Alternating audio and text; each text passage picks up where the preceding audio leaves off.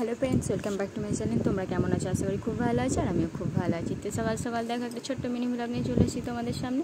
তো দেখো সকালে আজকে আমি শাক বাছতে বসে গেছি, কারণ সকালেই শাক বেচতে এসেছিলো, তো ওটাই শাশুড়ি মা নিয়েছিলো। তো সেই জন্য শাকটা আমি বেছে কেটে নিচ্ছি, কারণ যেহেতু মেয়ে ঘুমাচ্ছে আর আমি শাক বাছি না, কারণ কাটতে পারি না, সেই জন্য ওই জিরি জিরি করে কাটতে পারছি না। ছোটো ছোটো করে কাটি আমি, কিন্তু অত মানে ভালো করে কাটতে পারি না, সেই জন্য ধরো একটু একটু করে কাটছি।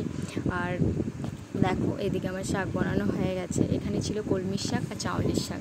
তোমাদের ওদিকে কে কী বলো আমি জানি না, আমাদের এদিকে এটাই বলে, তাই এটাই বললাম। আর এদিকে দেখো মুড়ি খাবার তরকারি করছি, কারণ আলু পেঁয়াজ কেটে নিয়েছিলাম ক্যামেরার আড়ালে। তো আর এদিকে না আমি একটা মাছ দিয়ে আলুটা ভাজবো, খেতে খুব ভালো লাগে সেই জন্য।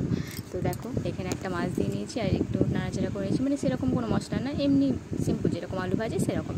তো এটা দিয়ে মাছটা শুধু দিয়েছি তাই। তো দেখো এদিকে জল দিয়ে আমি ঢাকা দিয়ে রেখে দিলাম, একটু ফুটবে তারপর নামিয়ে নেবো, একটু ঝোল ঝোল থাকবে, তো খেতে না খুব টেস্টি হয়।